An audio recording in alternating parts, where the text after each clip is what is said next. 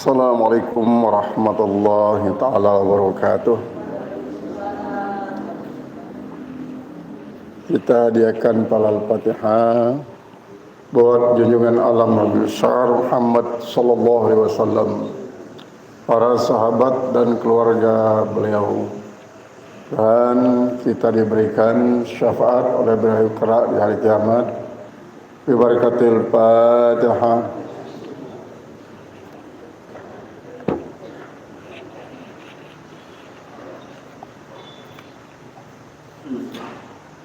Kedua, buat para alim ulama, para aulia, para mufassirin wal muhaddithin, al-usulin, as-sulfin, al-muhaqqiqin fiddin, buat para tuan guru kita, para guru-guru kita yang telah mendahului.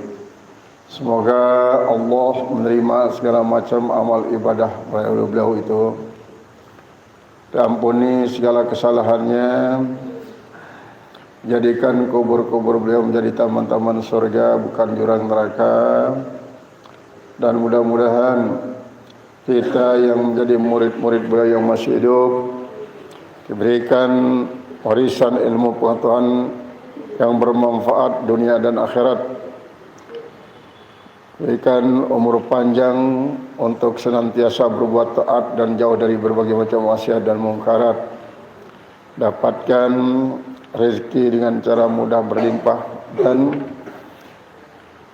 jadi bekal beribadah sampai meninggal dunia dalam keadaan husnul khatimah, kelak bersama para ulama dan aulia. Kita dimasukkan ke Jannatul Firdaus bi barakatil Fatihah.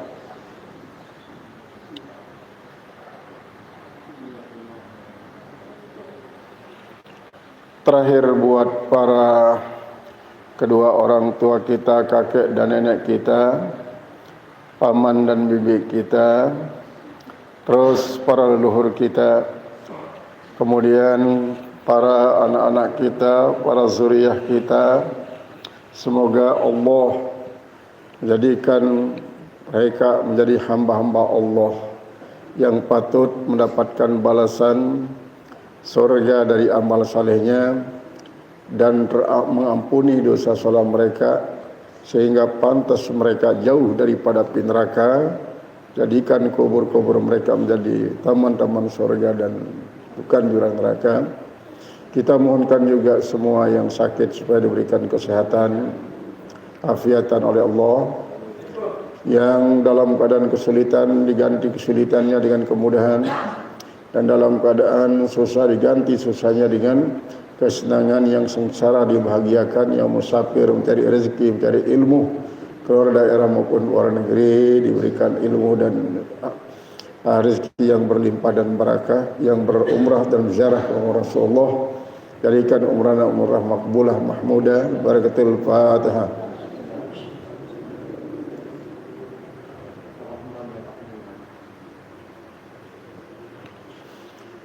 A'udzu billahi minasyaitonir rajim. Bismillahirrahmanirrahim. Alhamdulillahirabbil alamin. Rahmanir rahim. Wassalatu wassalamu ala asyrafil anbiya'il mursalin wa ala alihi wa ashabihi ajma'in. Allahumma ighfir lana dhunubana wa tub 'alaina wa walidayna wal jami'il mu'minina wal mu'minatil ahya'i wal amwat. Allahumma iftah qulubana lil 'arifin wa 'allimna ulumul anbiya'il mursalin waj'alna minal 'ulama'il amilin wal awliya'il muqarrabin alladziina la khaufun 'alaihim wa la hum yahzanun waj'alna minal ulama'il muqarrabin alladziina la khaufun 'alaihim wa la hum yahzanun waj'alna minal ulama'il muqarrabin alladziina la khaufun 'alaihim wa la hum yahzanun. Subhanaka la ilma lana illa ma 'allamtana innaka antal 'alimul hakim. Alhamdulillahi rabbil alamin. Qala al-musannif rahimahullahu ta'ala wa nafa'ana bihi bi 'ulumihi fid dharain amin. Wa'lam anna hadhihi as-sughra wa in tawwalna fi wasfiha fa inna lam nadhkur syai'a aw safiha wa hiya bin nisbati ila al-qiyamati al-kubra kal wiladati as-sughra bin nisbati ila al-wiladati al-kubra fa inna lil insani wiladatain.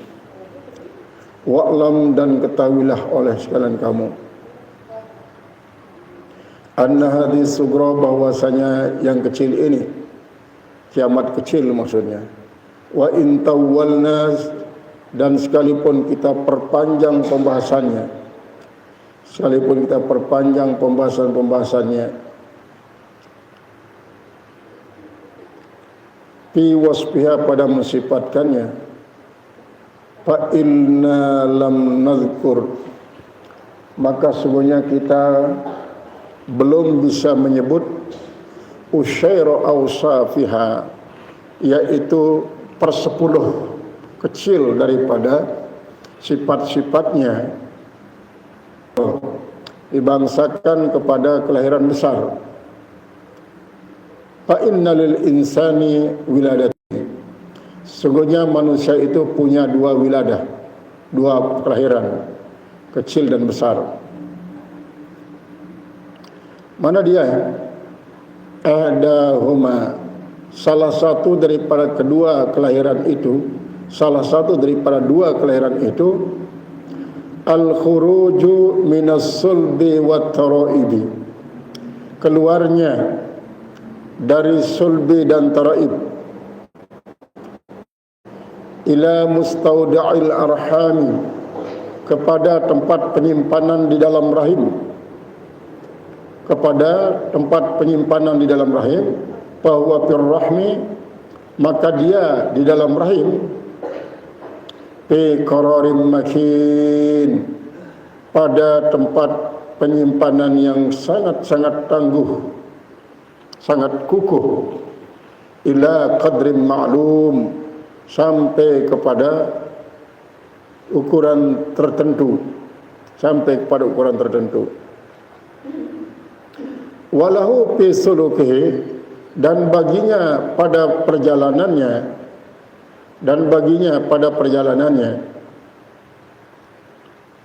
ilal kamali, sampai kesempurnaan, manazila, kesempurnaan kelahiran, wa atwarin min nutfatin, dan tahapan-tahapan daripada sperma, wa alaqatin, dan menjadi segumpal daging, segumpal darah, wa mudghatin, dan segumpal daging, wa ghairiha, dan yang lainnya, illa ay yakhruja, sampai dia keluar min madhiqir rahmi, dari sempitnya rahim, ila qada'il alami, sampai ke lapangan alam ini, sampai ke luasan alam, lapangan alam, ke luasan alam. Panisbatu umumil qiyamati, maka perbandingan keumuman kiamah al-kubra, perbandingan daripada keumuman kiamah kubra, ila khususil qiyamati sugra, kepada khususnya kiamat sugra, kanisbati sa'ati fadail alami, seperti perbandingan luasnya lapangan alam, ila sa'ati fadair rahmi, kepada luasnya lapangan rahim. Wa nisbatu sa'atil alami, dan perbandingan luasnya lapangan alam, alladhi yaqdamu alaihi al-abdu bil mauti, yang datang atasnya al-abdu oleh seorang hamba bil mauti, dengan kematian, ila sa'ati fada'id dunya, kepada luasnya lapangan dunia. Kanisbati fada'id dunya, adalah seperti perbandingan luasnya lapangan dunia aidan juga, ila rahmi, kepada rahim. Bal awsa'u, bahkan jauh lebih luas, wa a'zamu, dan jauh lebih besar. Faqisil akhirata bil ula, maka bandingkanlah olehmu al-akhirat akan akhirat bil ula dengan dunia. Fama khalqukum wa ma ba'thukum.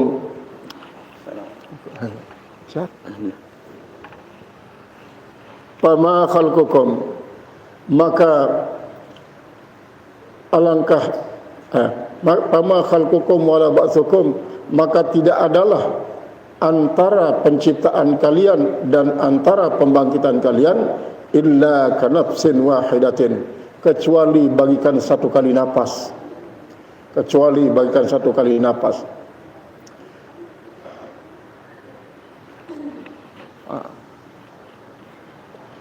Wa man nash'atut thaniyah, dan tidak adalah nash'atut thaniyah, yaitu penciptaan yang kedua, illa ala qiyasin nash'atil ula, kecuali atas perbandingan daripada penciptaan yang pertama. Bal a'dadan nash'ati bal a'dadan nash'ati, tetapi bilangan daripada penciptaan itu laisat mashuratan, tidaklah tersimpul fi isnataini, pada dua kali itu, pada dua macam kelahiran itu. Wa ilaihil isyaratu biqaulihi ta'ala, dan kepadanya telah beri syarat oleh Allah Ta'ala dengan firman-Nya, wa nunsyi'akum fi ma la ta'lamun, dan saya ciptakan kalian pada tahapan-tahapan yang kalian tidak pernah tahu. Fal makarru bil qiyamataini, fal mukirru bil qiyamataini, maka orang yang mengakui tentang adanya dua kiamat maksudnya. Dua kiamat, mukminun, yaitu adalah orang mukmin. Orang yang mengakui orang mukmin. Bi alamil ghaibi, dengan adanya alam gaib, orang yang percaya dengan alam gaib. Wasyahadah, dan alam syahadah. Wa muqinun, dan orang yang yakin bil mulki wal malakut, dengan kekuasaan dan malakut, dan dengan alam kekuasaannya. Wal muqirru bil qiyamatis sughra, sedangkan orang yang mengakui adanya kiamat sughra dunal kubra, tidak ada kiamat kubra, nadhirun bil ainil awra, mereka itu memandang dengan mata yang buta. Nadhirun bil ainil awra, mereka memandang dengan mata yang buta. Ila ahadil alamain, pada salah satu daripada dua alam. Wa dzalika huwal jahlu, dan yang demikian itu dialah suatu kebodohan, wad dalalu, dan suatu kesesatan, wal iktida'u, dan orang yang mengikut, bil a'warid dajjal, dengan si buta dajjal, artinya dengan dajjal yang buta. Kita masih berbicara sesungguhnya dengan masalah kesabaran, yang di mana kehidupan kita setelah keluar dari alam lahir yang diklaim sebagai satu tempat tahapan-tahapan perputaran kehidupan daripada makhluk, wabil khusus dalam hal ini adalah manusia, melalui tahapan-tahapan sejak alam adami. Alam adaminya alam tidak ada sama sekali. Kemudian mulai yang pertama kali diwujudkan adalah alam ruh. Alam ruh, artinya ruh. Lalu setelah adanya itu ruh, disimpanlah dia di tempat penyimpanan yang disebut dengan alam ruh. Sedangkan alam jasadi ini masih dia berpetualang, bertebaran ke berbagai macam arah. Alam jasmani kita kadang-kadang dia bertebaran ke samudra yang sangat dalam, dijadikan oleh Allah Subhanahu wa taala pada ikan-ikan raksasa di bawah laut samudra luas, kadang-kadang di danau-danau, kadang-kadang di kolam-kolam. Nah, kemudian dia juga bertebaran ke pelosok-pelosok pulau-pulau kecil, di puncak-puncak gunung berupa dedaunan, berupa buah-buahan. Kadang-kadang dia berada di dalam lapisan-lapisan tanah, lalu diterobosi oleh tudung-tudung akar setiap pohon kayu. Lalu pohon kayu ini mencari makanan di dalam tanah, dikirim kepada dedaunan, dikirim kepada kulit, dikirim kepada umbi, dikirim kepada putik, dikirim kepada buah. Kemudian kadang-kadang dia berpetualang ke sawah-sawah, sehingga berapa macam yang kita konsumsi daripada makanan, baik protein hewani, protein nabati, yang berupa nutrisi, berupa vitamin, berupa gizi, itu semuanya petualang daripada alam jasmani, yang daripadanya diambil bahan penciptaan daripada jasmani kita. Lalu setelah diproduksi oleh manusia yang akan menjadi orang tua kita, ibu dan ayah kita sejak dia kecil, sejak dia baru keluar dari rahim ibu, melalui masuk gizi daripada ASI, itu semuanya sudah dipersiapkan oleh Allah Subhanahu wa taala. Kita kadang-kadang tidak sadar bahwa petualangan daripada bahan-bahan itu adalah sangat-sangat jauh. Itu semua sudah ditakdirkan. Coba bayangkan kurma yang ada di Mekah. Berapapun kurma tempatnya bertebaran, asal usul jasmani kita. Buah-buah pir yang ada di Amerika, buah-buah apel di Amerika, buah-buahan matua yang ada di Papua, buah-buahan kelengkeng, itu semua, buah durian yang ada di hutan-hutan, itu semua adalah merupakan tempat petualangan daripada asal usul daripada ruh kita. Lalu menyatu di dalam tubuh ayah dan ibu kita. Di dalam tubuh ayah disimpan di dalam sulbi, dalam tubuh ibu disimpan dalam taraib. Kemudian juga kadang-kadang ada yang asal usulnya orang tuanya itu ada yang dari Amerika, ada yang Australia ibunya, kemudian ada yang di sini. Itu adalah proses tahapan daripada penyatuan alam jasadi itu. Sehingga setelah dijodohkan dua anak Adam yang bernama laki dan perempuan yang berbeda asal usulnya. Coba kita bayangkan, kalau orang-orang yang hidup di pinggir pantai berarti lebih banyak mengkonsumsi protein hewani yang didapatkan dari laut, berarti sudah berpetualang. Asal usul jasmaninya itu adalah dari dasar laut melalui ikan-ikan besar. Sementara yang hidupnya di hutan itu lebih banyak pertualangan daripada alam-alam jasadinya itu adalah lewat dedaunan, bebuah-buahan. Semua itu menyatu dalam sulbi dan taraib. Ini perjalanan, lalu sampailah dia yang dinamakan wiladatus sughra, itu perpindahan daripada sulbi dan taraib antara ayah dan ibu kita, lalu tersimpan dia di namanya pada urrahmi, lapangan rahim.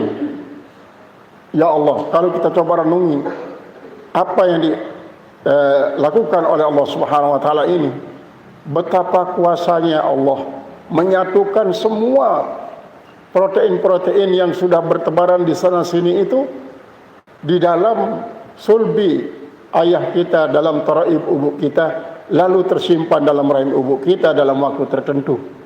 Itu pada rahmi.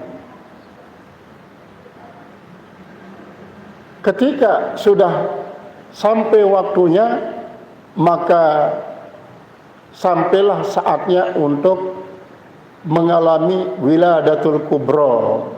Wiladatul kubra itu adalah kelahiran daripada alam rahim kepada alam dunia.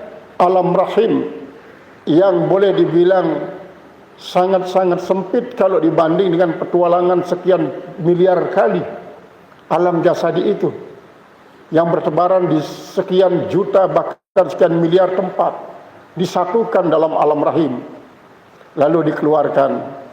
Tibalah saatnya giliran kita mengkonsumsi ASI daripada ibu kita, lalu mulai dari ASI itu yang sudah diserap oleh ibu kita daripada semua protein hewani, protein nabati, gizi, kemudian vitamin, itu giliran dari kita untuk mengumpulkan perjalanan hidup jasadi daripada keturunan-keturunan yang akan disimpan di dalam sulbi dan di dalam taraib.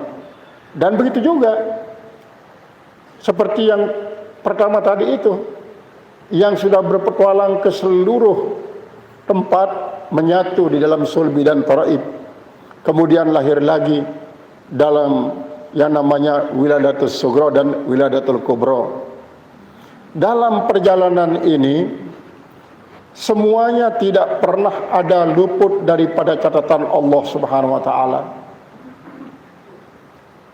Begitu kita keluar setelah mengalami proses yang namanya wiladatul kubra, kita terus mendapat giliran dari Allah taala untuk mengumpulkan semua saripati. Walaqad khalaqnal insana min sulalatin min tin. Dan demi sungguhnya telah kami ciptakan manusia itu min sulalatin min tin. Thumma ja'alnahu nutfatan fi qararin makin. Setelah itu kami jadikan dia jadi nutfah di dalam penyimpanan yang kukuh, yang kuat, yang namanya alam rahim. Thumma khalaqnan nutfata 'alaqatan. Kemudian kami ciptakan nutfah itu menjadi alaqah. Dalam pengertian alaqah baik yang klasik maupun yang kontemporer, kalau yang klasik itu bahwa namanya alaqah ini adalah perkembangan nutfah menjadi darah kental yang bagikan getih, itu namanya alaqah. Para ahli tafsir kontemporer yang modern, alaqah itu tetap dia diartikan adalah darah kental, tapi dia nempel di dinding rahim sampai pada batas waktu tertentu. Tsumma khalaqnan nutfata 'alaqatan, tsumma khalaqnan 'alaqata mudghatan, jadi segumpal daging. Nah, pada saat dia jadi segumpal daging ini tidak lagi dia nempel di dinding rahim, karena dia sudah mulai terlepas dari dinding rahim. Tsumma ansha'nahu khalqan akhar. Kemudian kami ciptakan dia menjadi makhluk yang lain. Makhluk lain maksudnya lain daripada ibunya. Berarti dia sudah berdiri sendiri, walaupun masih dia membutuhkan asupan gizi daripada ibu. Tsumma khalaqnal mudghata, tsumma khalaqnal 'alaqata mudghatan. Kemudian tsumma khalaqnal mudghata izaman. Kami jadikan dari segumpal daging itu izaman, tulang. Pakai izam, tidak mengatakan azam, tapi tulang-tulang. Tsumma ansha'na tsumma qasawnal izama lahma. Lalu kami bungkus tulang belulang itu dengan daging. Itu. Kami bungkus dia dengan daging. Tsumma ansha'nahu khalqan akhar wa tabarakallahu ahsanul khaliqin. Maka betapa banyak kebaikan Allah pencipta yang paling bagus, sampai kepada Allah jalan pintas. Tsumma innakum ba'da dzalika lamayitun. Kemudian sesungguhnya kalian setelah itu akan mati. Thumma innakum yaumal qiyamati tub'atsun. Kemudian setelah itu pada hari kiamat kalian dibangkitkan. Terus begitu. Nah, sebagai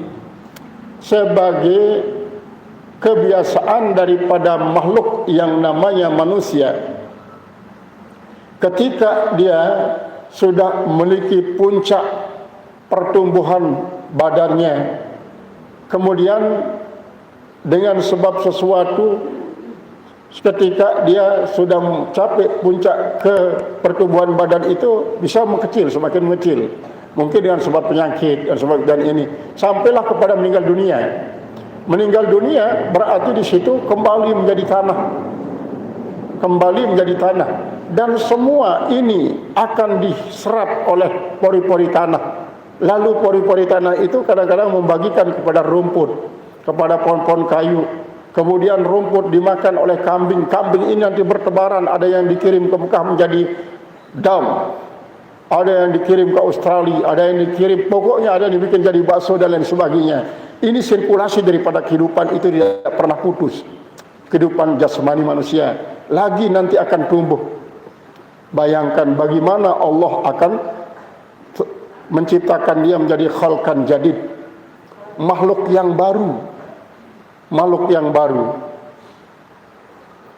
Ini saja kalau para penulis, baik penulis dari kalangan ulama salaf maupun ulama-ulama khalaf yang modern, kalau dibahas secara mendetail, maka berapa ribu halaman buku yang akan ditulis belum bisa tuntas. Sebagaimana halnya ada yang menulis dari sisi itu dan ini. Nah, ini semuanya perjalanan yang ditempuh oleh perjalanan hidup setelah berhubungnya nyawa dengan jasad yang sudah diklaim menjadi makhluk yang mukallaf.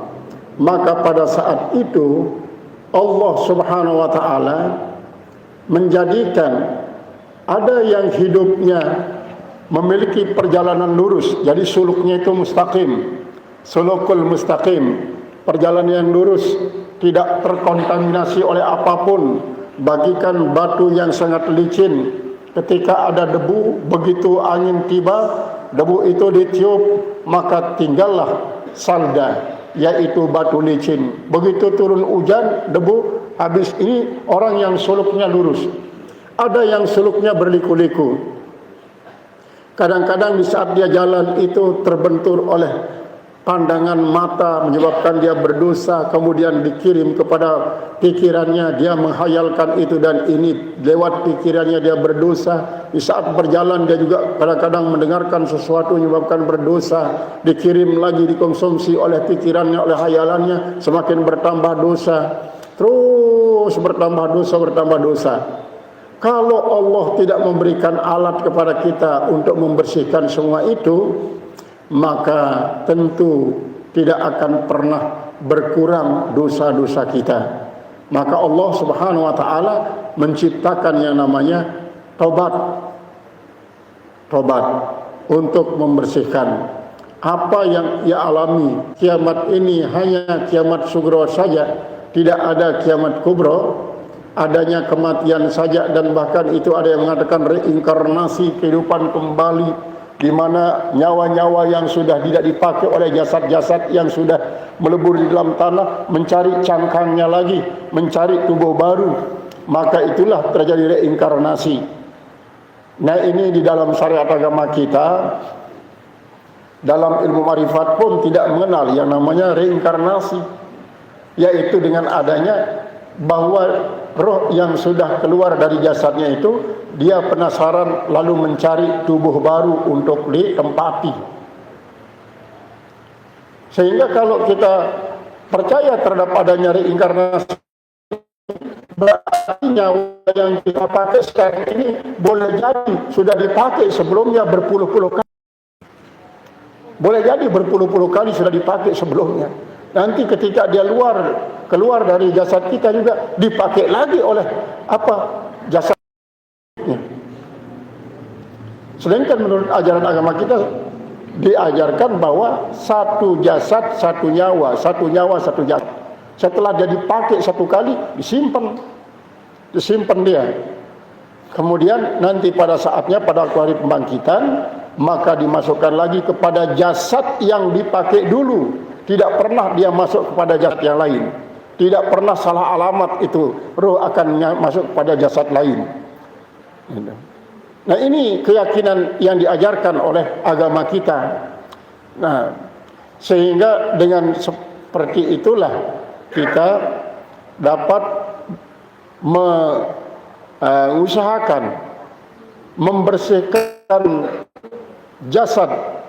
membersihkan jasad kita dengan air-air yang suci secara zahir. Jasad kita berupaya untuk membersihkan qalb. Jasad kita juga bersekutu bersama qalb untuk membersihkan ruh. Jasad, qalb dengan ruh bersekutu untuk membersihkan sir. Dan jasad, qalb, ruh dan sir berusaha untuk membersihkan sirrul asrar dan seterusnya. Itu sebabnya maka orang-orang yang sudah sampai kepada makrifat yang sesungguhnya senantiasa memanfaatkan bahwa semua yang ada pada diri manusia itu sejak awal penciptaannya sampai akhir keberadaannya di bumi, lalu berpindah ke alam yang namanya alam barzah, itu tetap menjalani kehidupan, kecuali jasad saja yang mengalami perubahan, sedangkan roh itu tetap. Kita semua masuk dalam kategori hai si miskin. Wa baina yadaika hadil ahwalu, sedangkan di hadapanmu ada huru-hara ini.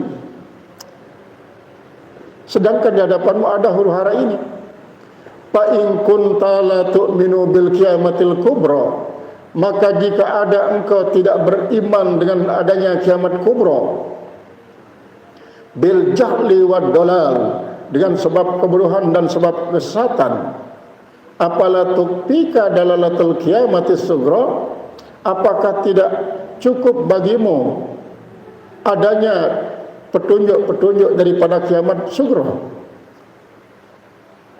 Awama sami'ta, apakah kau tidak pernah mendengar qaula sayyidil anbiya, ucapan daripada penghulu para nabi, kafa bil mauti wa'iza, cukuplah dengan kematian itu sebagai juru pemberi peringatan, cukuplah dengan kematian itu sebagai juru pemberi peringatan. Awama sami'ta, apakah kau tidak pernah mendengarkan biqurbihi alaihissalam indal mauti, dengan kesakitannya Rasulullah SAW ketika dia meninggal. Pasca meninggalnya itu, apa kau tidak dengar betapa kesakitannya Rasulullah, hatta qala sallallahu alaihi wasallam, sehingga bersabda Rasulullah SAW, Allahumma hawwin ala Muhammadin sakaratil maut. Allahumma hawwin ala Muhammadin sakaratil maut. Allahumma, wahai Tuhanku, hawwin, ringankanlah, ala Muhammadin, atas Muhammad, sakaratil maut, yaitu kemabukan kematian. Pada umumnya sakarat itu mabuk, tetapi maksudnya segala macam kesulitan di saat menjelang roh dikeluarkan, maksudnya diterangkan di dalam awal kitab Riyadhus Shalihin, ketika Rasulullah SAW akan segera dikeluarkan ruhnya oleh malaikat Israel, maka pada saat itu Rasulullah berada di makam yang sekarang ini, di kuburnya sekarang ini. Kuburnya yang sekarang itu adalah kamar tempat Siti Aisyah. Lalu beliau sakit ya kurang lebih sekitar 13 hari beliau itu sakit, demam. Kemudian dia di kamar Aisyah. Lalu Aisyah menidurkan Rasulullah SAW di atas pahanya. Pada saat itu banyak para ahlul bait yang hadir, termasuk Siti Fatimah. Tiba-tiba kedengaran ketukan daripada pintu rumah Aisyah, ghurfa Aisyah itu dari luar, mengatakan, "Assalamualaikum ya ahlal bait." Berkali-kali, "Assalamualaikum ya ahlal bait. Assalamualaikum ya ahlal bait." Maka Rasulullah memberikan isyarat kepada Fatimah, jawab itu salamnya malaikat Israel. Maka dijawab. Begitu dibukakan pintu, berarti dibukakan pintu, diizinkan masuk. Padahal kalau malaikat maut mau masuk lewat mana saja dia bisa, tapi dengan adab dan yang begitu tinggi, karena dia tidak mungkin akan ceroboh masuk ke tempat ruangan peristirahatan Rasulullah SAW, dia bersalam berkali-kali. Akhirnya begitu masuk, malaikat maut, Rasulullah bertanya, "Ya Israel, ji'ta zairan aw qabidan?" Wahai Israel, kau datang ini untuk berziarah semata-mata atau untuk mencabut nyawa saya? Naam ya Rasulullah, ji'tu zairan wa qabidan in azzantani likabdi ruhikan. Saya datang berziarah dan sekaligus untuk mengeluarkan roh Tuhan kalau Tuhan mengizinkan. Kata daripada malaikat Israel. Kemudian Rasulullah bertanya tentang Jibril. Ya Israel, aina Jibril? Limadha lam yahdur bainana? Hai Israel, mana Jibril? Kenapa dia tidak hadir di tengah-tengah kita? Apa jawaban daripada malaikat Israel? Ya Rasulullah, inna Jibril alaihissalam kana fis sama'id dunya ya ummul malaikata wal hura alladzina yantadhiruna maji'a ruhikan. Sesungguhnya malaikat Jibril berada di langit pertama, dia memimpin para malaikat dan para bidadari yang menunggu kehadiran roh Tuhan. Kata daripada malaikat Israel, ya Israel, mur Jibril ayahdur bainana. Kalau begitu suruh saja Jibril dulu hadir di sini. Suruh dia hadir. Nanti digantikan posisinya oleh para malaikat lain untuk memimpin para malaikat dan para bidadari di langit yang pertama. Maka tidak lama kemudian Jibril pun datang. Limadza ta'akharta Jibril anna? Kenapa kau terlambat Jibril kau sampai ke sini? Maka Jibril mengatakan, ya Rasulullah, assalamu yakra'ukas salam. Sesungguhnya Allah yang bernama As-Salam menyampaikan salam kepada engkau. Wa qala inni haramtul jannata ala sairil anbiya'i hatta tudkhilaha anta. Sesungguhnya saya mengharamkan surga itu untuk dimasuki, kecuali kalau engkau yang pertama kali masuk ke dalam surga itu, ya Rasulullah. Wa inni haramtul jannata ala sairil umam hatta tudkhilaha ummatuka. Dan aku mengharamkan surga itu dimasuki oleh semua umat, kecuali kalau umat engkau yang masuk ke dia terlebih dahulu. Kabar gembira ini disampaikan oleh Allah, oleh malaikat Jibril langsung dari Allah kepada Rasulullah SAW. Lalu pada saat itulah Rasulullah mengatakan, ummati, ummati, ummati.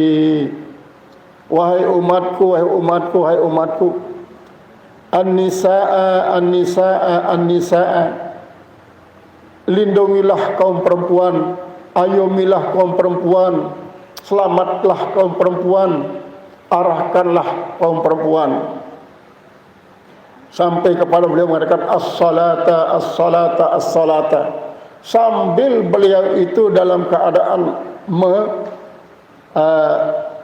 tegang melihat, sampai-sampai Siti Fatimah mengatakan, ya waila abatan, alangkah kesulitannya ayahku, alangkah kesulitannya ayahku pada saat dikeluarkan rohnya. Malaikat Jibril sampai begini, sampai menengok ke arah lain, sampai Rasulullah mengatakan, ya Jibril, asaumta an tanzura wajhi, apakah kau sudah bosan melihat wajah saya, hai Jibril?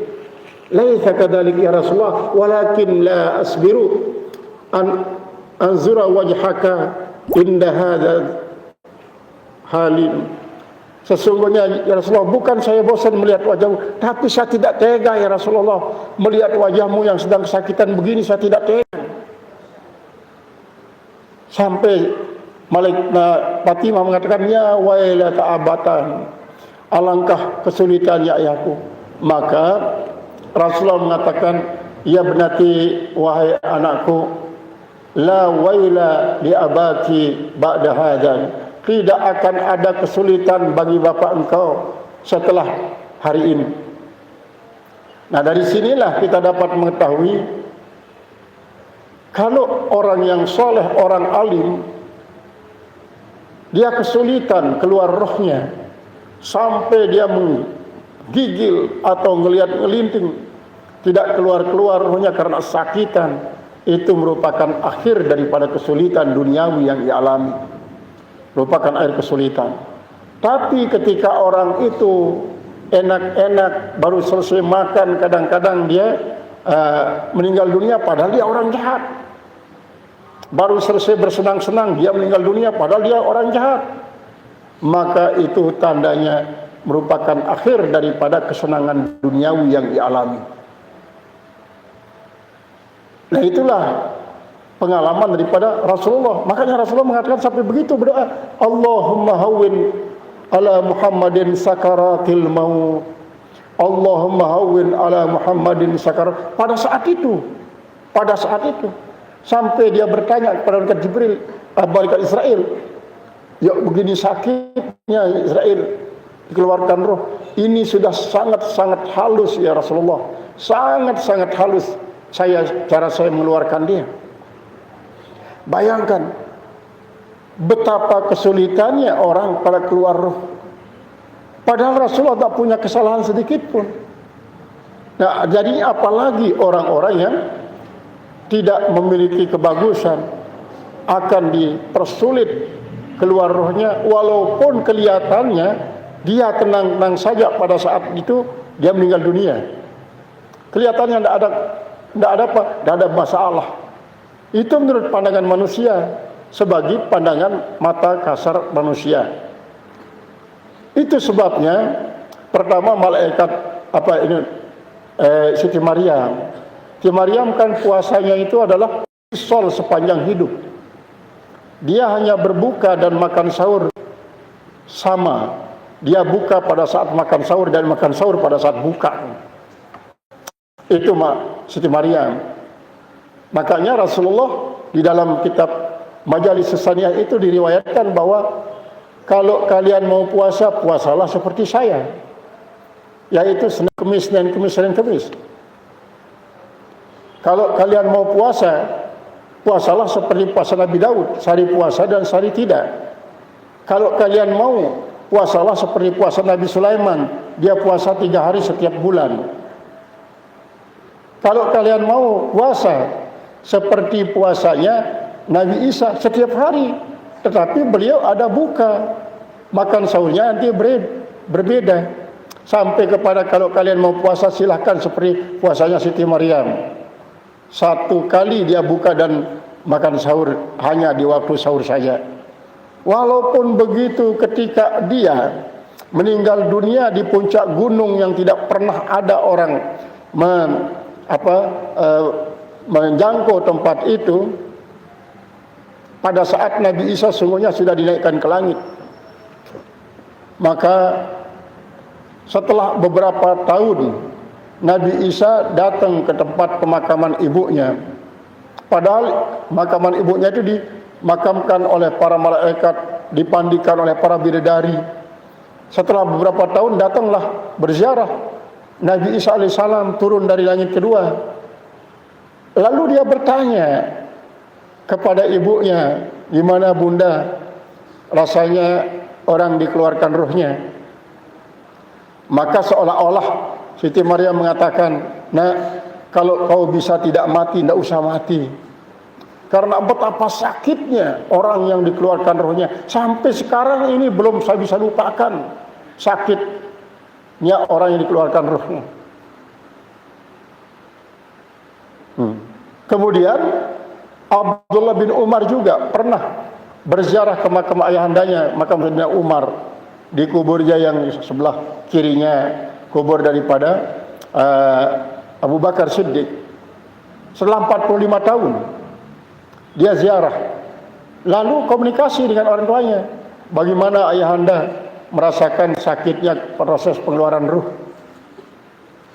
Maka kalau ananda tidak perlu mati, tidak usahlah mati, karena begitu sakitnya sampai digambarkan oleh Umar bin Khattab, kalau ada kayu berduri tajam seperti jarum durinya, lalu dimasukkan ke tenggorokan kita, keluar masukkan tenggorokan, 1.000.000 kali lipat itu kesakitnya orang dikeluarkan ruh, kata Umar bin Khattab kepada putranya Abdullah bin Umar.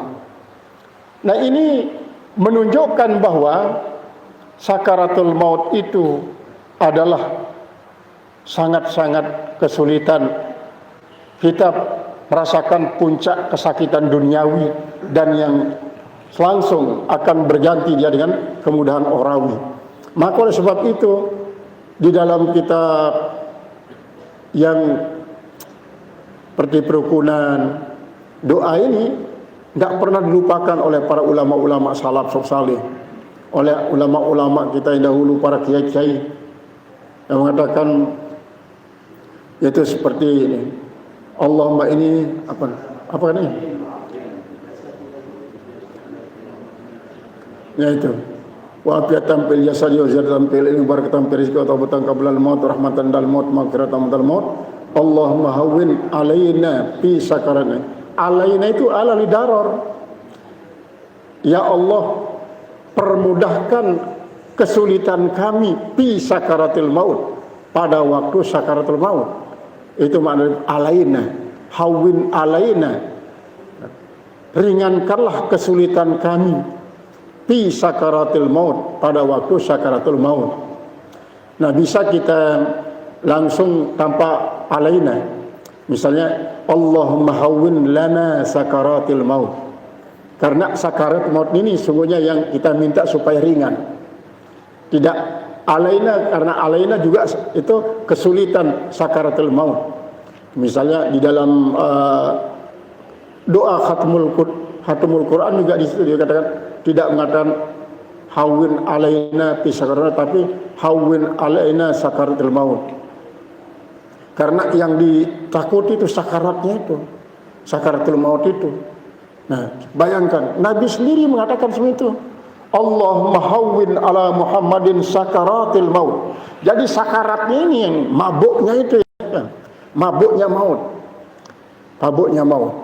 Sehingga proses daripada kiamatus sugro ini kadang-kadang lebih menakutkan daripada kiamat kubro. Kiamat kubro kan nanti huru hara yang kadang-kadang kita tidak dapatkan, ya tidak kita jumpai. Tapi kalau kiamat sugro ini pasti siapapun pasti akan menemui. Awama tastahi, apakah kau tidak merasa malu? Apakah kau tidak merasa malu? Min istibta'ika, daripada rasa terlambatmu, hujumal mauti, tentang tabrakan kematian itu, iktibaan biru'ail ghafilin, iktidaan hal keadaan mengikut biru'ail ghafilin, dengan para penggembala-penggembala yang lalai, alladzina la yanzuruna illa sayhatan, yang adalah mereka itu tidak menunggu illa sayhatan wahidatan, kecuali satu kali teriakan saja, ta'khuzum yang menyambar mereka, yang mengambil mereka, wahum yahsamun, dan mereka itu yahsimun, mereka itu berbantah-bantah, berdebat-debat. Fala yastati'una tausiyatan, maka tidaklah mereka itu mampu untuk saling memberikan pesan, wala ila ahli yarji'un, dan tidak bisa kembali kepada keluarga-keluarga mereka. Fayatihimul maradu, maka mendatangilah akan mereka oleh rasa sakit, nadhiran minal mauti, sebagai pemberi kabar yang menakutkan daripada kematian, sebagai kabar yang menakutkan daripada kematian. Fala yanzajiruna, maka mereka tidak tertegah dan tidak tertahan. Wa ya'tihimus syaibu, dan mendatangi akan mereka oleh uban, rasulan, sebagai utusan. Ini uban yang di kepala ini jadi utusan Allah untuk memberikan kabar kepada kita bahwa apa? Bahwa sudah mendekati. Ya, dekatnya itu mungkin tidak sama satu dengan yang lain. Karena apa? Banyak orang-orang tidak beruban kok tiba-tiba mati. Rasulullah SAW itu ubannya hanya 24. Hanya 24 ubannya. 24 biji. Di janggutnya 24. Faya hasratan alal ibad, maka alangkah ruginya para hamba, ma ya'tihim mirasulin, yang tidak mendatangi akan mereka oleh utusan, tidak mendatangkan mereka daripada utusan, illa kanu biyastahzi'un, kecuali mereka itu ejek-ejek, diolok-olok. Nah ini artinya bagaimana? Ada orang yang kadang-kadang tak beruban lalu tidak mendapatkan peringatan. Oh, saya masih muda, dia bilang, ini lihat bulu saya hitam, bulu saya ini hitam, diolok-olok dia, diolok-olok. Nah itu caranya diolok-olok, padahal dia dalam kelengahan itu kok tiba-tiba mati. Setelah apa? Makan bakso. Meninggal dunia setelah makan bakso. Ada yang meninggal dunia baru selesai makan bubur kacang hijau, mati dia. Nah ini adalah merupakan salah satu olok-olokan. Tadinya dia melihat apa? Tubuhnya masih kekar, tidak ada keriputnya sedikit pun. Mukanya pun tidak ada goresan-goresan, tanda-tanda ketuaan. Bulunya masih hitam. Kukunya pun selalu dipelihara bagus, tapi tiba-tiba meninggal dunia mendadak. Kalau dia tidak sadari bahwa kesempatan yang diberikan itu oleh Allah Subhanahu wa taala kesempatan emas untuk dipakai sebaik-baiknya, maka berarti dia orang diolok-olok. Apalagi kalau dia seperti tadi itu, oh kita masih muda ini, tidak usah sibuk-sibuk seperti orang tua saja kamu sibuk-sibuk. Masa rajin ibadat, bersenang-senanglah sewaktu-waktu katanya. Nah ini orang yang diolok-olok. Jadi olok-olok semacam itu. Sebaliknya orang-orang yang dikasih sakit oleh Allah Subhanahu wa taala, keluar masuk rumah sakit, keluar masuk rumah sakit, itu sesungguhnya orang yang disayangi oleh Allah Subhanahu wa taala. Kenapa? Karena dia terus diperingati sakit, diperingati oleh kadang-kadang giginya satu persatu permisi dan lain sebagainya. Itu semuanya adalah peringatan dari Allah Subhanahu wa taala, tandanya Allah taala cinta kepada dia. Tapi begitu juga sebaliknya, kalau dia tidak respon semua tanda-tanda ini, maka berarti dia menyalahgunakan akan semua peringatan itu, termasuk dalam kategori ya hasratan alal ibadi, alangkah ruginya hamba-hamba yang tak mampu mengambil pelajaran. Ma ya'tihim mirasulin illa kanu biyastahzi'un, tidaklah mendatangi mereka oleh seorang utusan kecuali mereka itu mengolok-olok. Dia olok itu rasul, dia olok itu utusan-utusan, dia olok utusan-utusan itu. Apa yazunnuna annahum fid dunya khalidun, apakah mereka mengira bahwa mereka itu di dunia ini akan kekal? Apakah mereka mengira bahwa mereka itu di dunia ini akan kekal? Alam yarau, tidakkah mereka pada melihat kam ahlakna qablahum minal quruni, betapa banyak yang telah kami binasakan sebelum mereka daripada generasi-generasi. Annahum ilaihim la yarji'un, bahwasanya mereka itu kepada mereka tidak akan pernah kembali. Artinya begitu mereka dimusnahkan, maka tidak akan pernah kembali lagi. Seperti halnya orang musafir di dunia, pulang kampung setiap lebaran mudik, setiap lebaran mudik, setiap hari-hari raya mudik. Di dalam perantauan dia ingin untuk berbagi kebahagiaannya pada keluarga yang ada di kampung halaman. Tidak seperti itu kematian ini. Satu kali mengalami kematian, maka tidak akan pernah kembali ke dunia lagi. Dia terus berjalan dan berjalan sampai kepada waktu tibanya hari pembangkitan. Setelah hari kiamat dimusnahkan alam semesta ini. Apa mereka tidak mengambil pelajaran daripada semua itu? Am yahsabuna annal mauta saparu. Apakah mereka itu mengira bahwa kematian orang-orang mati itu sekedar mereka itu musafir min indihim, dari sisi mereka, fahum ma'dumuna, maka mereka itu ditiadakan. Mereka ditiadakan. Kalla, sama sekali tidak seperti itu, tidak seperti yang kalian sangka. Wa in kullun lamma jami'un ladaina muhdarun, dan sesungguhnya kullun, semua, lamma jami'ul ladaina muhdarun, semua itu di sisi kami akan dihadirkan. Semua akan dihadirkan, tidak ada yang tidak dihadirkan, akan dihadirkan di depan Allah Subhanahu wa taala. Walakin ma ta'tihim min ayatin, dan tetapi tidaklah mendatangikan mereka satu ayat pun min ayati rabbihim, daripada ayat Tuhan mereka, illa kanu anha muridin, kecuali mereka itu daripada ayat itu mereka itu berpaling daripada ayat-ayat Allah. Kenapa? Karena mereka itu tidak paham akan maknanya. Mereka itu tidak mengerti akan maknanya. Kalaupun mereka paham artinya tapi tak paham akan artinya, akan maksudnya. Wa dzalika, dan yang tadi itu, li'anna ja'alna min baini aydihim saddan, karena bahwasanya kami telah menjadikan di hadapan mereka ada tutupan. Wa min khalfihim saddan, dan di belakang mereka ada tutupan, ada dinding yang menutupi. Faghshaynahum fahum la yubsirun, maka kami liputi mereka itu, mereka tidak melihat. Wasawa'un alaihim, dan sama atas mereka. A'anzartahum am lam tunzirhum, apakah kau berikan kabar menakutkan kepada mereka? Am lam tunzirhum, atau kau tidak berikan kabar menakutkan? La yu'minun, mereka tidak akan pernah beriman. Tidak akan pernah beriman. Kenapa? Karena mereka sudah didahului oleh ketentuan dari Allah Subhanahu wa taala bahwa mereka itu tidak akan pernah bisa mendengarkan nasihat-nasihat, peringatan-peringatan. Kenapa?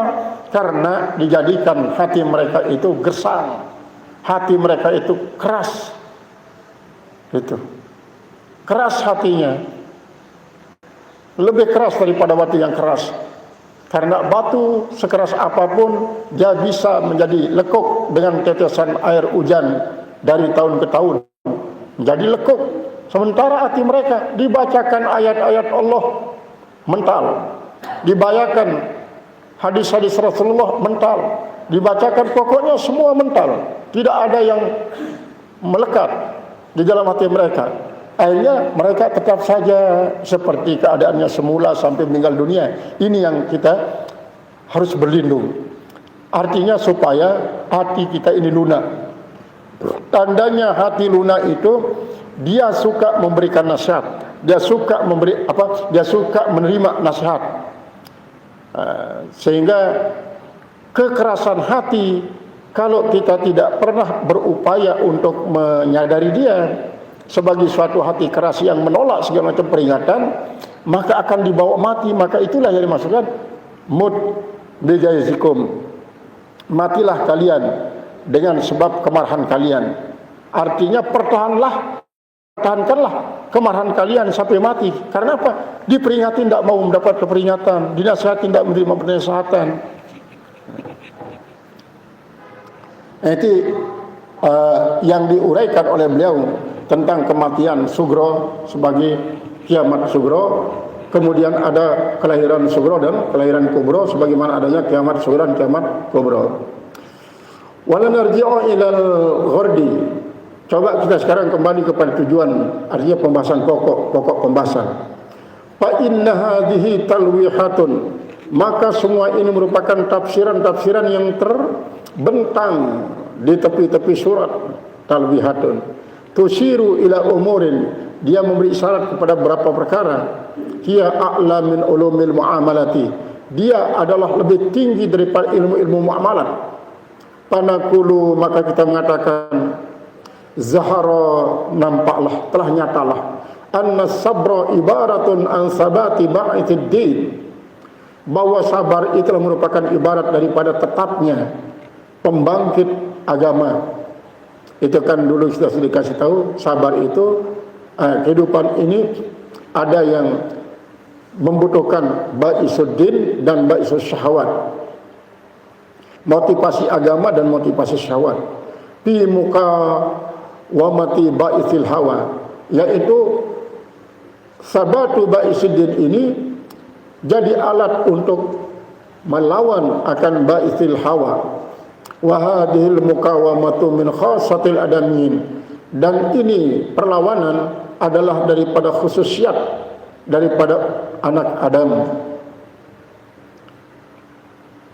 Lamma wukila bihim minal kirami, manakala diserahkan dengan mereka daripada kemuliaan ditugesi, maksudnya wukila ini ditugesi dengan mereka minal kiramil katibin, daripada malaikat-malaikat yang diberikan kemuliaan dengan mencatat. Wala yaktubani syai'an ala sibyan, dan malaikat itu tidak mencatat segala sesuatu daripada anak-anak kecil, wal majanin, dan orang-orang gila. Ini namanya rufi al-kalamu antalathin, kan diangkat pena itu daripada 3, anis sibyan daripada anak-anak, wanil majnunin dan daripada orang gila, wanil mustakrahi dan daripada orang yang dipaksa. Ini tidak dicatat. Itu juga sebenarnya orang mukallafi, orang yang dipaksa itu, dia tidak mukallaf pada saat dia terpaksa. Karena kalau dia tidak melakukan apa yang dia dipaksakan, pasti akan dibunuh. Qad zakarna annal hasanata, karena sesungguhnya kami telah menyebut bahwasanya kebaikan itu fil ikbali, pada hadapan, alal istifadati minhuma, atas mengambil satu faedah daripada keduanya, wasayatu fil aradi anhuma, sedangkan kalau kejahatan itu adalah pada menentang daripada keduanya. Wa ma lisibyani wal majanin, dan tidak ada bagi anak-anak kecil dan orang-orang yang gila sabilun ilal istifadati, jalan untuk mengambil faedah, fala yatasawwaru minhuma iqbalun wa iradun, maka tidaklah tergambar daripada anak kecil dan orang-orang gila itu iqbalun, kedatangan, wa iradun, dan perpalingan. Wahuma, dan keduanya, anak-anak kecil dan orang-orang gila itu, la yuktabani illal iqbalu wal i'radu minal qadirin, dan tidaklah dicatatkan kecuali kedatangan dan perpalingan itu minal qadirina alal iqbal wa i'rad, daripada orang-orang yang mampu kuasa untuk datang dan berpaling. Sedangkan anak kecil dia tidak mampu mungkin untuk membedakan mana yang namanya menghadap hadap Allah dan mana yang akan berpaling daripada Allah. Dia tidak sadar, tidak tahu. Wala umri, dan demi umurku, innahu qad tazharu mabadi'u israfil, demi umurku, sesungguhnya kadang-kadang nampaklah mabadi'u israfil, yaitu mabadi'u israfil, ya israqin nur kan ya, mabadi'i israqin nuril hidayati, yaitu kadang-kadang nampak permulaan pancaran sinar petunjuk. pancaran sinar petunjuk. Inda sinni tamyiz, ketika tibanya masa perbedaan, artinya masa pembedaan, mumayyiz, membedakan yang hak dan yang batil. Wa tanmu ala tadrij, dan berkembang dia secara tahap demi tahap, ila sinnil bulugh, sampai kepada usia balik. Sesamsi, yaitu sinar dari matahari. Walakinha, dan tetapi dia ayatun qasiratun, bahkan petunjuk pendek, yang masih pendek. La tursidu ila madaril akhirah, yang belum mampu untuk memberikan petunjuk kepada kebahayaan akhirat. Bal ila dunia, tapi dia baru memberikan petunjuk kepada kebahayaan dunia saja. Falidzalika yudrabu ala tarkis salawati, diberikan dipukul atas orang yang meninggalkan salat maksudnya, najizan, yang secara langsung, wala yu'akabu ala tarkiha fil akhirati, tetapi tidaklah diazab nanti atas orang yang meninggalkannya di akhirat. Wala yuktabu alaihi min ashab, tetapi tidaklah dia dituliskan atasnya daripada lembaran-lembaran ma yunsharu fil akhirah, apa yang ditebarkan di akhirat. Maksudnya begini, karena dia belum balik, maka dia masuk dalam kategori muru auladakum bis salati bis sab'i wadribuhum fil asyarati. Ajar, suruh anak-anak kalian yang berumur 7 tahun untuk melakukan sholat. Kalau sudah 10 tahun dia tidak melakukan sholat, pukul dia. Nah, pukulan pada saat berumur 10 tahun itu adalah hukuman dunia, tetapi tidak akan dihukum di akhirat karena belum waktunya dia mukallaf. Dia belum mukallaf. Baru dia nanti dihukum di dunia kalau dia sudah berumur 15 tahun, dia meninggalkannya. Nah, untuk mengantisipasi jangan sampai baru itu berumur 15 tahun, dia juga tidak mau sholat, maka berarti tidak saja dihukum di dunia, tetapi dihukum juga di akhirat. Karena begitu kan, seperti di dalam kitab Fathul Mu'in, kalau ada orang yang meninggalkan sholat semata-mata karena uzur, dia tidak mampu melakukan sholat karena sangat-sangat uzur, nanti begitu dia sehat, suruh dia bertobat, dan suruh dia mengkada cepat-cepat. Kalau dia tidak mau cepat bertobat, tidak cepat mengkada, maka orang ini ditakzir. Tapi kalau dia meninggalkan sholat karena dia malas semata-mata, bukan karena uzur, karena sakit, suruh dia cepatnya bertobat. Sampai 3 kali, kalau tidak mau bertobat sampai 3 kali, padahal dia tetap menganggap sholat itu wajib, maka boleh digorok, ya. Digorok, disembelih, kemudian dipandi, dibokos, disolati dan dikuburkan di makam Islam, karena dia masih menganggap sholat itu wajib.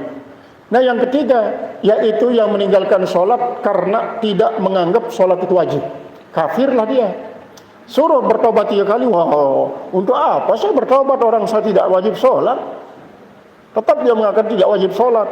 Betul kamu tidak menganggap sholat itu wajib? Iya, itu sebabnya saya tidak pernah sholat, karena saya menganggap sholat itu tidak wajib. Tetapi kau masih Islam, saya mengakui saya Islam. Walaupun dia mengaku Islam, tapi kalau dia menganggap sholat tidak wajib, dihukum kafir. 3 kali saja disuruh bertobat, tidak mau, gorok. Nah, dengan demikian tidak boleh dipandikan, tidak boleh dia dibokos seperti muslim, tidak boleh disolati, tidak boleh dikuburkan di makaman Islam. Itu disebutkan dalam kitab Fathul Qarib, ada di situ. Di Fathul Mu'in juga ada. Nah, pada saat semacam itu, orang-orang tersebut berarti dia sedang menjalani suluknya agak berliku-liku, lebih banyak bengkoknya daripada lurusnya, kemudian dia terbunuh pada saat dia bengkok.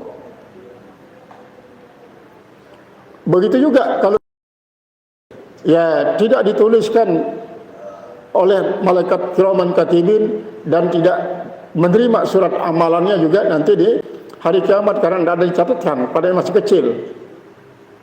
Tapi nanti kalau dia sudah besar meninggalkan hal itu tetap dicatat. Kemudian dia disebarkan surat amalannya. Ketika dia dapat kanan maka dia selamat, kalau dia dari belakang berarti dia sengsara.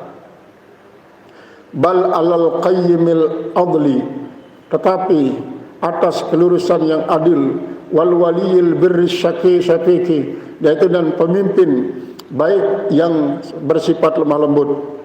In kana minal abrari, jika ada dia tergolong orang baik-baik, wa kana ala simatil kiramil katibin, dan adalah dia atas tanda-tanda kiramal katibin, al bararah al akhyar, termasuk orang baik-baik, ayyuktaba ala sabiyyi sayi'atahu, bahwa dia menulis kiraman katibin itu atas anak kecil akan kejahatannya, wasanatahu dan kebaikannya, ala sahifati kalbi, di atas lembaran hatinya. Jadi tidak ditulis di lembaran yang dibawa dari sekretariatnya, tapi dicatatlah di dalam hati itu si anak. Di situ tempat catatnya. Fayaktubahu alaihi bil hifzi, maka dia mencatatnya atasnya bil hifzi dengan menghafalnya, mengingatnya. Tsumma yansuruhu alaihi bit ta'rifi, kemudian dia menebarkannya atasnya dengan pemberitahuan. Tsumma yu'adzibahu alaihi bid darbi, kemudian dia mengazab atasnya dengan pukulan. Fakullu waliyin, maka setiap orang yang menjadi walinya, hadza simatuhu fi haqqi sabi, inilah dia adalah tanda-tandanya pada hak anak kecil. Faqad waratha akhlaqal malaikati, maka sungguhnya dia telah mewariskan akan hak malaikat, akhlak malaikat. Wasta'malaha fi haqqi sabi, dan ia perlakukan pada hak anak kecil. Fayanala biha darajatal qurbi, maka dia mendapatkan dengannya derajat kedekatan min rabbil alamin, daripada Allah seluruh sekalian alam. Kama nalathul malaikatu, sebagaimana mendapatkan oleh para malaikat. Fayakunu ma'an nabiyyin wal muqarrabin was-siddiqin, maka jadilah dia bersama anak para nabi, orang-orang yang dekat-dekat dan orang-orang siddiqin. Wa ilaihil isyaratu biqaulihi sallallahu alaihi wasallam, dan kepadanya lah memberikan isyarat oleh Nabi sallallahu alaihi wasallam, ana wa kafilul yatimi hadaini, saya bersama para pengasuh anak yatim itu, kahataini, seperti ini, dua jari tunjuk dengan jarinya itu, fil jannati, dalam surga. Wa asara ila usbu'il karimataini, dan ia memberikan petunjuk kepada dua jarinya yang mulia. Nah, itu digambarkan betapa dekatnya antara Rasulullah dengan para pengasuh-pengasuh anak yatim. Termasuk dalam hal ini ibu-ibu yang ditinggalkan oleh suaminya, kemudian ada anak-anak kecil yang diasuh, itu anak-anak yatim. Walaupun mungkin ibu-ibu memasukkan anaknya di panti asuhan, itu tetap termasuk bagian daripada orang yang mengasuh anak yatim. Walaupun dengan cara itu dia menjalankan tugasnya, kewajibannya kepadanya. Jadi dalam arti tidak dikatakan ibu ini lepas tanggung jawab daripada anak yatim yang ditinggalkan oleh suaminya. Tidak dikatakan lepas tanggung jawab, karena tetap dia memiliki alaqah, walaupun dia diserahkan di panti asuhan, di asuhan keluarga. Karena apa? Karena itulah cara daripada Allah memuliakan ibu-ibu yang mengasuh anak yatim ini.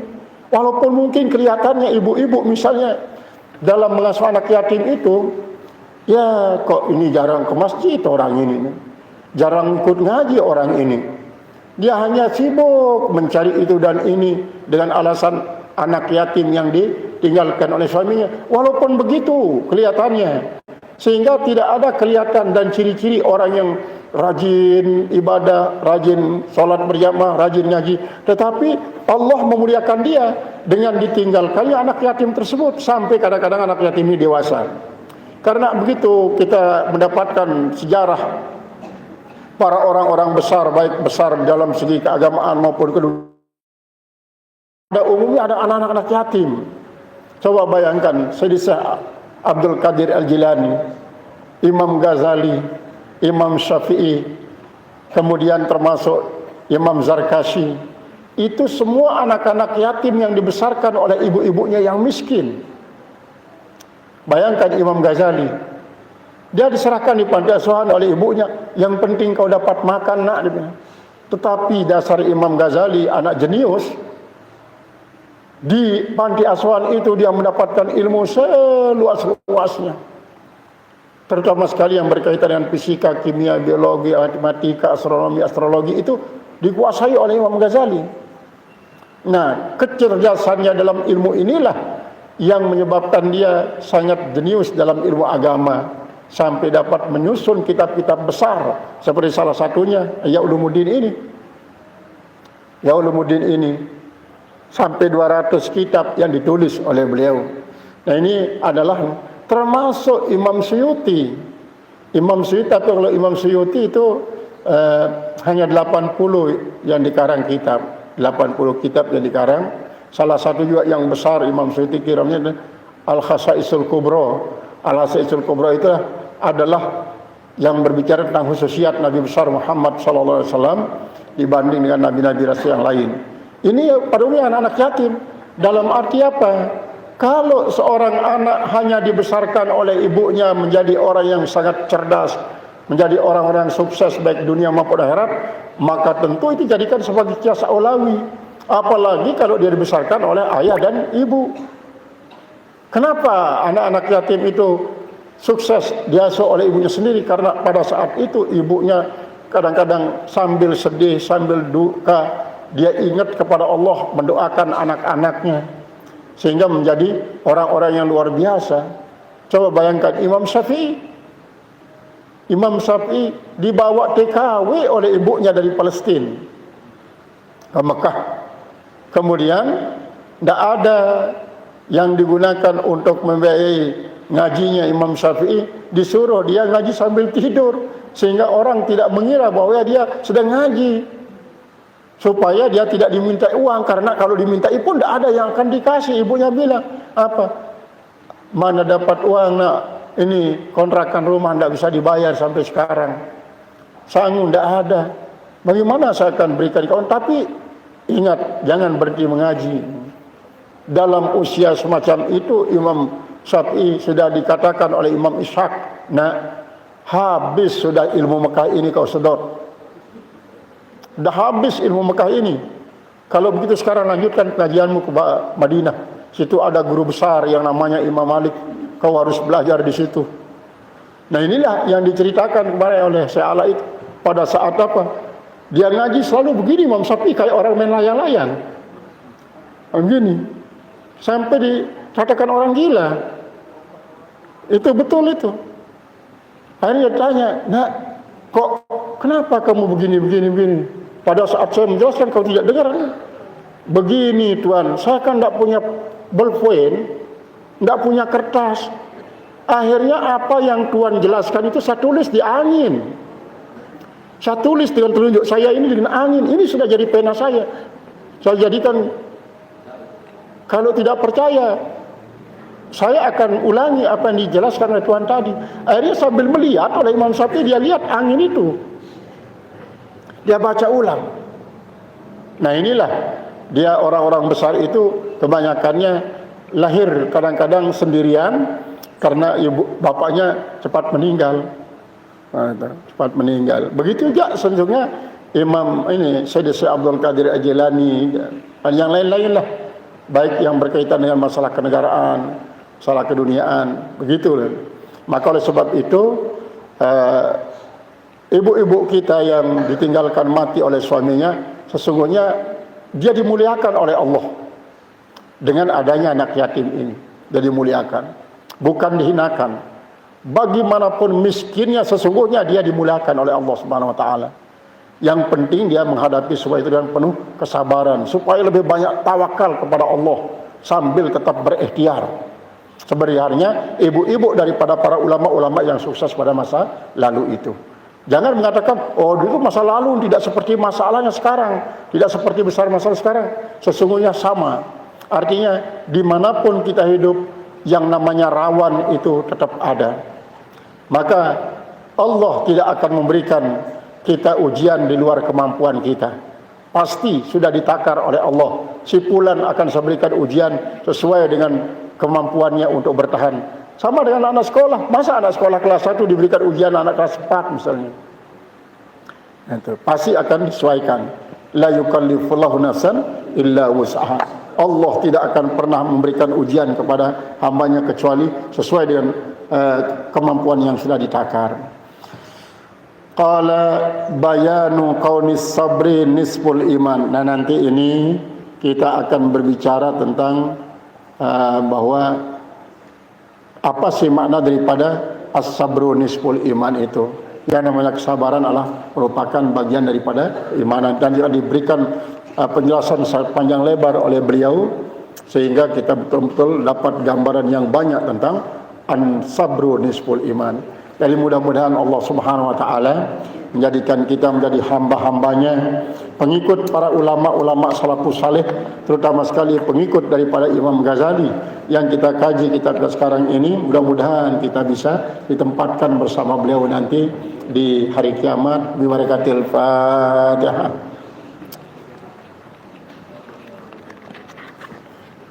Tadi demikianlah pengajian kita. Atas segala perhatian kita diberikan rahmat oleh Allah Subhanahu wa taala. Atas segala kekurangan dan khilafan, mohon maaf sebesar-besarnya.